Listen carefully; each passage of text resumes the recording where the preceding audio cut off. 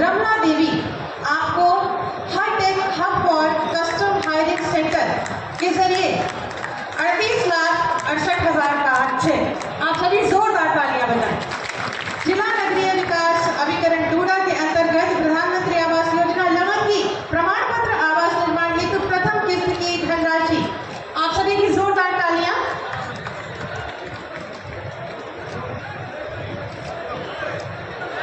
PM Svanidhi योजना के अंतर्गत भगवान सोनकर जी को स्ट्रीट वेंडर को अपने व्यवसाय बढ़ाने हेतु तृतीय ऋण 50,000 का अनुदान। आप सभी की जोरदार तालियां लगातार।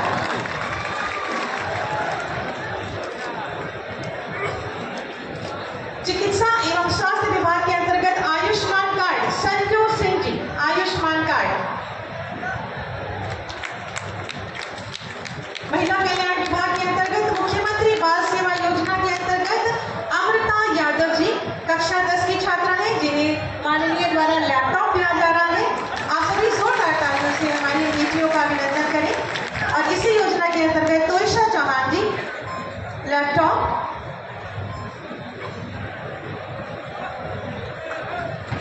ग्राम्य विकास विभाग के अंतर्गत NRLM के अंतर्गत मधुबनी संकुल स्तरीय संघ से सुश्री हेतु आपको 49,50,000 का चेक। और मुख्यमंत्री आवास योजना के अंतर्गत ग्रामीण सुश्री रिंकू सिंह, दया सवेरा सुश्री रिंकू सिंह। मुख्यमंत्री आवास योजना ग्रामीण के अंतर्गत श्रीमती मालती आपको चाबी। मुख्यमंत्री आवास योजना ग्रामीण हेतु आपको चाबी। स्वीकृत धनराशि 1,20,000। जिला उद्योग प्रोत्साहन तथा उद्यमिता विकास केंद्र के अंतर्गत श्री सुधीर जी, मुख्यमंत्री युवा उद्यमी विकास अभियान के अंतर्गत आपको जन सेवा केंद्र धनराशि 4 लाख रुपए। डीजी शक्ति स्वामी विवेकानंद युवा सशक्तिकरण योजना स्वरांजलि टैबलेट। और पशुपालन विभाग के अंतर्गत नंदिनी कृषक समृद्धि योजना हेतु श्री महेश कुमार त्रिपाठी जी 21,87,000 का चेक। आप सभी को बहुत सारी शुभकामनाएं और बधाई। बहुत बहुत धन्यवाद, आभार माननीय मुख्यमंत्री जी। भारत माता की, भारत माता की। वंदे वंदे वंदे। नमः पार्वती पतिये। नगर विकास और ऊर्जा विभाग के मंत्री इसी जनपद के सपूत C.K. शर्मा जी, प्रदेश सरकार में मंत्रिमंडल के ही मेरे को सहयोगी श्री तारा सिंह चौहान जी, उत्तर प्रदेश सरकार में मंत्रिमंडल के सहयोगी सुहृददेव राजभर पार्टी के अध्यक्ष श्री ओम प्रकाश राजभर जी, और प्रदेश के खेल और युवा कल्याण विभाग के मंत्री श्री गिरीश चंद्र यादव जी, मधुबन के लोकप्रिय विधायक श्री रामविलास चौहान जी, विधान परिषद के सदस्य श्री मिच्छेलाल राजभर जी, सदस्य विधान परिषद श्री विक्रांत सिंह रिशु जी, जिला पंचायत अध्यक्ष श्री मनोज राय जी, भारतीय जनता पार्टी के जिलाध्यक्ष श्री रामाश्रय मौर्य जी, पूर्व मंत्री श्री श्रीराम सोनकर जी, पूर्व विधायक श्री विजय राजभर जी, पूर्व विधायक उमेश चंद्र पांडे जी, श्री उत्पल राय जी, वे सभी मेरे उपस्थित बहन और भाइयों, मैं सबसे पहले भारत माता के महान सपूत, महान क्रांतिकारी, साहित्यकार पंडित श्याम नारायण पांडे की इस पावन धरा को, महान समाज सुधारक स्वामी सहजानंद सरस्वती जी की इस पावन धरा को, मऊ जनपद को एक नई पहचान दिलाने वाले पूर्व केंद्रीय मंत्री श्री कल्पनाथ राय की इस पावन धरा को,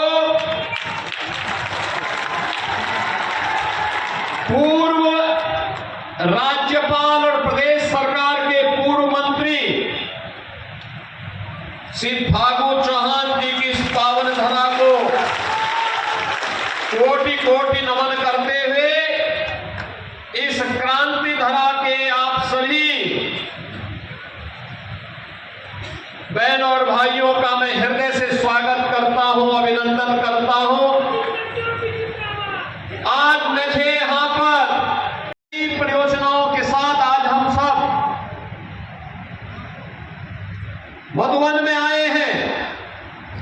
ये सभी योजनाएं जिनके बारे में मेरे पूर्व वक्ताओं ने आपके सामने विस्तार से कहा है, लोकार्पण की 38 परियोजनाएं हैं, जिन परियोजनाओं में 10 परियोजनाएं सड़क की है, खतरे में थी, अराजकता का तांडव था, विकास के कार्य तो नहीं होते थे,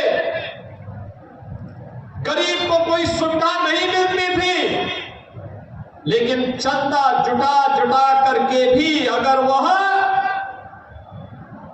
कहीं पर कोई अपना आयोजन करना चाहती थी, रामलीला का आयोजन, यज्ञ का आयोजन, रामनवमी, जन्माष्टमी, शिवरात्रि, तो उसको नहीं होने दिया जाता था, उसमें व्यवधान पैदा किया जाता था।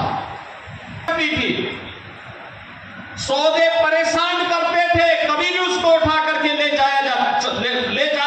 जाकर के अपहरण कर दिया जाता था। व्यापारी सूर्यास्त के पहले अपने प्रतिष्ठान को बंद करने के लिए मजबूर होता था। हर परिवार चिंतित होता था जब परिवार का कोई सदस्य सूर्य अस्त के पहले घर नहीं पहुंचता था, तो लोगों में चिंता होती थी कि पता नहीं क्या हो जाए। बहन और भाइयों, उस अराजकता पूर्ण माहौल में, दंगा और कर्फ्यू से ग्रस्त माहौल में, पहचान का संकट यहां के युवाओं के सामने खड़ा हुआ था। प्रदेश में तो नौकरी नहीं मिलती थी, लेकिन प्रदेश के बाहर जाते थे तो यूपी का नाम सुनकर के लोग पहले से ही उससे 10 कदम पीछे हटते थे। गरीब के घर में न शौचालय था, गरीब के लिए न आवास था, गरीब के लिए न स्वास्थ्य की सुविधा थी, गरीब के लिए न राशन था, गरीब के लिए न रसोई गैस की सुविधा थी, गरीब के लिए कुछ भी सुविधा नहीं थी। और बहनों और भाइयों, उन स्थितियों में भारत की महान जनता ने 2014 में देश की बागडोर सौंपी थी देश के आज के यशस्वी प्रधानमंत्री श्री नरेंद्र मोदी जी के हाथों में, मिला करके सदैव के लिए उपद्रव मुक्त, कर्फ्यू मुक्त प्रदेश बनाने में सफल हुआ। और इसीलिए आज मैं आपके मऊ में आया हूं। आज मुझे मऊ में, मधुबन में आने का अवसर प्राप्त हुआ है। बहनों और भाइयों, विकास की यात्रा अनवरत आगे बढ़नी चाहिए, अनवरत रूप से आगे, बिना रुके आगे बढ़नी चाहिए, बिना थके आगे बढ़नी चाहिए।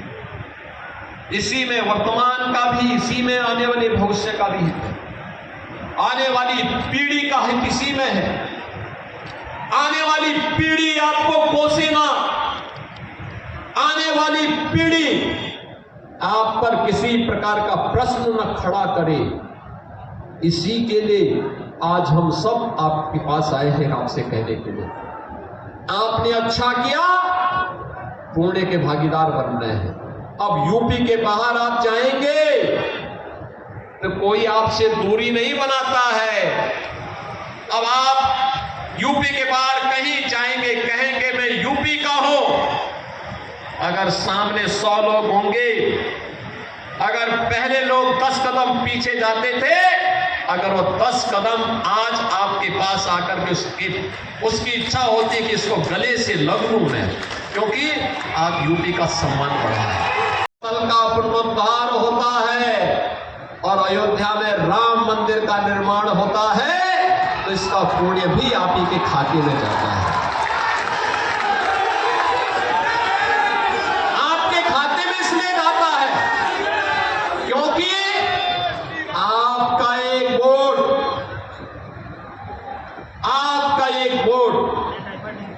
500 वर्षों की गुलामी की कलंक को धो करके अयोध्या में राम मंदिर का निर्माण कर देता है। ये वोट की ताकत है। आपका एक वोट काशी में काशी विश्वनाथ धाम का निर्माण कर देता है। आपका एक वोट बेटी और व्यापारी की सुरक्षा कर देता, हत्या नहीं करता है। अब बेटी की सुरक्षा में कोई सेंध नहीं लगा सकता है और व्यापारी को इस बात की चिंता नहीं होती है कि सूर्य अस्त के बाद मुझे अपना व्यापारिक प्रतिष्ठान बंद कर देना चाहिए, पता नहीं कब गुंडे आ जाएं। अब नहीं चिंता है। अब तो बेटी नाइट शिफ्ट में भी, ऑफिसेज में भी और उद्योगों में भी काम कर रही है। ये सुरक्षा का मॉडल है। अब कोई किसी गरीब की जमीन पर कब्जा नहीं कर सकता है, अब नहीं कर सकता है। अगर करेगा तो उसे पता है कि कब्जा करेगा। पहले माफिया और गुंडे, पार्टी विशेष के गुंडे जबरन कब्जा करते थे गरीब की जमीन पर, व्यापारियों की प्रतिष्ठान पर, कि बुलडोजर आएगा, संपत्ति को फिर से जब्त करवाएगा, अवैध कब्जे को तो हटाएगा ही हटाएगा, बाप दादों की अर्जित संपत्ति को भी एक कब्जे में लेकर के गरीब का मकान बना करके गरीब को वितरित कर देगा। हमने मुहिम प्रारंभ की है। ये मुहिम प्रारंभ की है। प्रयागराज में बन चुका है, लखनऊ में बन चुका है, गोरखपुर में ऐसे आवास गरीबों के बन चुके हैं, अन्य जनपदों में भी तैयारी चल रही, युद्ध स्तर पर चल रही है। और याद करना, गरीब का शोषण करने की अनुमति किसी को नहीं देंगे, छूट किसी को नहीं देंगे। अन्नदाता किसानों के साथ शोषण करने और बहन बेटियों की इज्जत के साथ खिलवाड़ करने की छूट भी किसी को नहीं देंगे। और इसीलिए आज मैं आपके पास कहने के लिए आया हूं, मऊ जनपद आज फिर से एक नई विकास की यात्रा में आगे बढ़ा है। इस विकास यात्रा के सहयात्री आपके सामने हैं। मैं तो मऊ के पड़ोस का ही रहने वाला हूं। हमारे लिए तो मऊ आंगन जैसा है। और याद करना, जब मैं केवल सांसद था तब भी यहां कोई संकट आता था तो कोई आए ना आए, लेकिन मैं दौड़ करके गोरखपुर से यहां आ जाता था। मैं तब भी आता था, तब भी हम लोग लड़ते थे यहां की लड़ाई को, क्योंकि मेरे लिए राजनीति से बढ़कर के था कि गोरखपुर से वाराणसी का मार्ग 4 लेन का होगा। कोई सोचता था कि मऊ से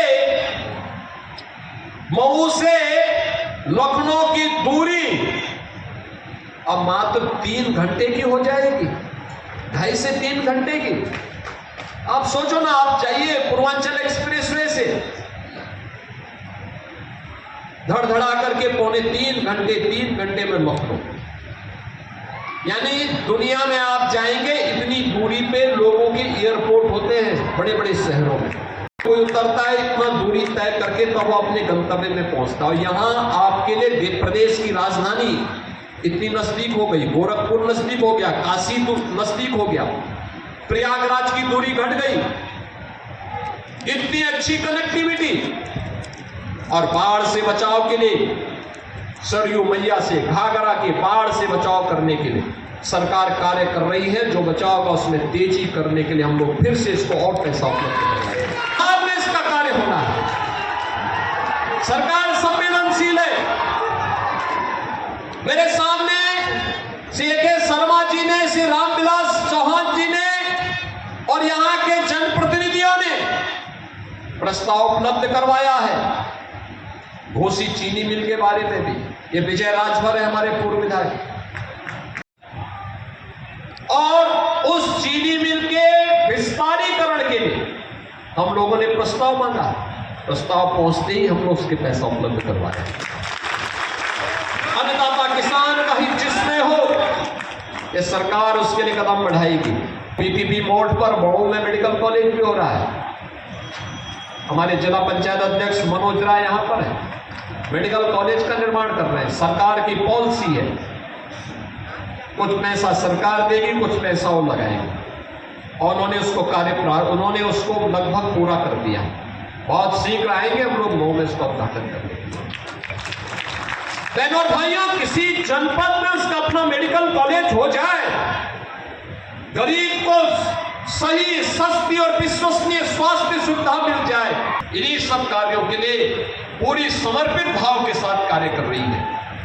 और मैं इस अवसर पर निरंतर मऊ के विकास के लिए चिंतित रहने वाले प्रदेश सरकार में अपने सहयोगी श्री के शर्मा जी को, श्री दारा सिंह चौहान जी को, श्री ओम प्रकाश राजभर जी को, हमारे खेल और युवा कल्याण विभाग के मंत्री हैं श्री गिरीश यादव जी जौनपुर के ही सपूत हैं, लेकिन यहाँ के प्रभारी मंत्री हैं, लगातार प्रयास करते हैं। बढ़ाते रहिए,